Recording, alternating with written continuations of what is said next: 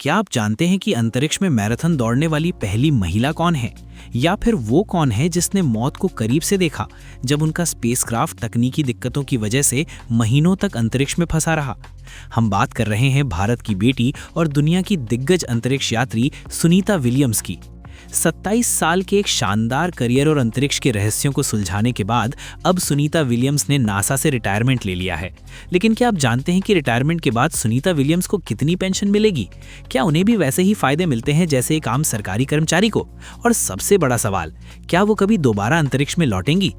आज के इस वीडियो में हम सुनीता विलियम्स के उस सफर की बात करेंगे जो जमीन से शुरू होकर सितारों तक गया, और उनके रिटायरमेंट से जुड़ी वो गुप्त जानकारियां जो शायद ही किसी ने आपको बताई होंगी। सुनीता विलियम्स का नाम आज किसी पहचान का मोहताज नहीं है, लेकिन ये खबर बहुत बड़ी है कि 27 दिसंबर 2025 को उन्होंने आधिकारिक तौर पर नासा को अलविदा कह दिया।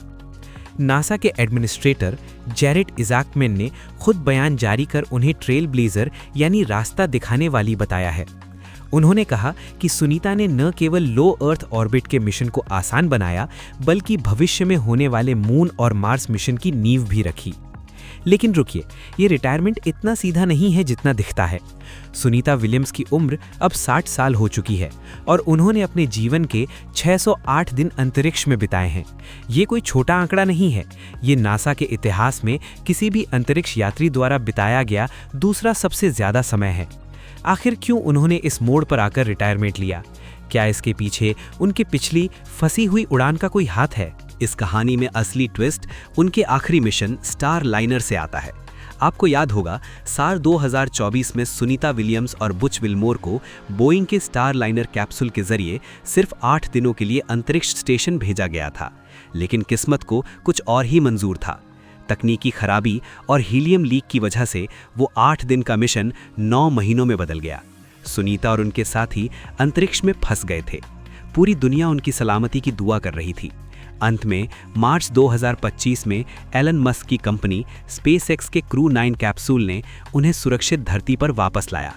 जानकारों का कहना है कि 286 दिनों के इस तनावपूर्ण सफर ने सुनीता को ये सोचने पर मजबूर कर दिया कि अब वक्त आ गया है कि वो कमान अगली पीढ़ी को सौंप दें। यहीं पर एक बहुत ही दिलचस्प सवाल आता है जो हम सबके मन में रहता है।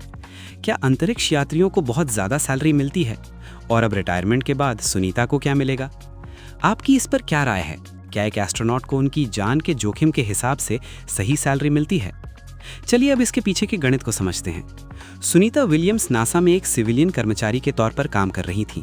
अमेरिका के सरकारी नियमों के अनुसार उनकी सैलरी GS-15 पे स्केल के तहत आती थी। रिपोर्ट्स के मुताबिक उनकी सालाना सैलरी लगभग $1,25,000 से लेकर $1,60,000 के बीच थी। भारतीय रुपयों में बात करें तो ये करीब 1 करोड़ से 1.3 करोड़ रुपए सालाना होता है। लेकिन असली खजाना तो उनके रिटायरमेंट बेनिफिट्स में छिपा है। सुनीता विलियम्स को नासा के फेडरल एम्प्लॉयज रिटायरमेंट सिस्टम के तहत पेंशन मिलेगी। ये कोई साधारण पेंशन नहीं है। इसकी गणना उनके पिछले 3 सालों की सबसे ऊंची सैलरी के औसत से की जाती है। चूंकि सुनीता ने 27 साल से ज़्यादा सर्विस दी है, इसलिए उन्हें उनकी बेसिक सैलरी का एक बड़ा हिस्सा हर महीने पेंशन के तौर पर मिलता रहेगा। इतना ही नहीं, उन्हें सोशल सिक्योरिटी और थ्रिफ्ट सेविंग्स प्लान का भी एक्सेस मिलेगा, जो भारत के PF यानी प्रोविडेंट फंड जैसा ही होता है। लेकिन सबसे महत्वपूर्ण बात है हेल्थ इंश्योरेंस। अंतरिक्ष में रहने से शरीर पर रेडिएशन और हड्डियों की कमजोरी जैसे कई दुष्प्रभाव होते हैं। इसीलिए नासा उन्हें जीवन भर के लिए प्रीमियम हेल्थ इंश्योरेंस और लाइफ इंश्योरेंस की सुविधा देता है, ताकि वो रिटायरमेंट के बाद भी पूरी तरह सुरक्षित रहें। अब थोड़ा पीछे चलते हैं और देखते हैं कि सुनीता विलियम्स ने ये मुकाम हासिल कैसे किया। उनका जन्म ओहायो में हुआ था, लेकिन उनकी जड़ें गुजरात के झुलासन गांव से जुड़ी हैं। उनके पिता डॉक्टर दीपक पंड्या एक न्यूरो एनाटमिस्ट थे। सुनीता ने अपनी शुरुआत अमेरिका की नेवी से की थी। वो एक पायलट थीं जिन्होंने 30 से ज़्यादा अलग अलग तरह के एयरक्राफ्ट उड़ाए। साल 1998 में उन्हें नासा ने चुना। तब से लेकर आज तक उन्होंने कुल 3 बड़ी उड़ानें भरी। पहली 2006 में डिस्कवरी शटल से, दूसरी 2012 में रूस के सोयूज स्पेसक्राफ्ट से, और तीसरी और सबसे यादगार 2024 में स्टार लाइनर से। आपको जानकर हैरानी होगी कि सुनीता ने अंतरिक्ष में कुल 9 बार स्पेस वॉक की है। जिसका कुल समय 62 घंटे और 6 मिनट है। ये किसी भी महिला अंतरिक्ष यात्री के लिए आज भी एक वर्ल्ड रिकॉर्ड है। पुष्टि हुई जानकारी ये है कि सुनीता ने अंतरिक्ष में केवल रिकॉर्ड ही नहीं बनाए, बल्कि वहां जिंदगी जीने के नए तरीके भी सिखाए हैं। उन्होंने अंतरिक्ष स्टेशन पर एक ट्रायथलॉन पूरा करने वाली भी पहली व्यक्ति हैं। लेकिन इसका बैकग्राउंड ये है कि अंतरिक्ष यात्री वहां केवल मजे के लिए नहीं दौड़ते। बिना ग्रेविटी के शरीर की मांसपेशियां खत्म होने लगती हैं, इसलिए कसरत करना उनकी मजबूरी भी होती है। और सुनीता ने उस मजबूरी को एक खेल बना दिया। उनकी इसी जिंदादिली की वजह से आज वो युवाओं, खासकर लड़कियों के लिए एक ग्लोबल आइकॉन बन चुकी हैं। लेकिन रिटायरमेंट के बाद अब उनका अगला कदम क्या होगा? अक्सर लोग पूछते हैं कि क्या रिटायरमेंट का मतलब घर पर बैठना है। सुनीता विलियम्स के मामले में ऐसा बिल्कुल नहीं है। विशेषज्ञों का मानना है कि वो अब पब्लिक स्पीकिंग और कंसल्टिंग में अपना करियर बना सकती हैं। बड़े बड़े प्राइवेट स्पेस स्टार्टअप्स जैसे एलन मस्क की स्पेसएक्स या जेफ बेजोस की ब्लू ओरिजिन को उनके जैसे अनुभवी मेंटोर की सख्त ज़रूरत है। वो यूनिवर्सिटी में प्रोफेसर बनकर नई पीढ़ी को अंतरिक्ष विज्ञान पढ़ा सकती हैं। लेकिन कुछ लोगों की राय ये भी है कि वो भारतीय अंतरिक्ष एजेंसी इसरो के साथ मिलकर गगनयान मिशन में सलाहकार की भूमिका भी निभा सकती हैं। हालांकि इसकी अभी तक कोई आधिकारिक पुष्टि नहीं हुई है, लेकिन कयासों का बाजार गर्म है। इस खबर का भारत और पूरी दुनिया के लिए क्या मतलब है? इसका मतलब ये है कि एक युग का अंत हुआ है, लेकिन एक नई शुरुआत भी हुई है। सुनीता विलियम्स ने साबित कर दिया कि भारतीय मूल का व्यक्ति भी दुनिया की सबसे बड़ी स्पेस एजेंसी के सबसे चुनौतीपूर्ण मिशन का नेतृत्व कर सकता है।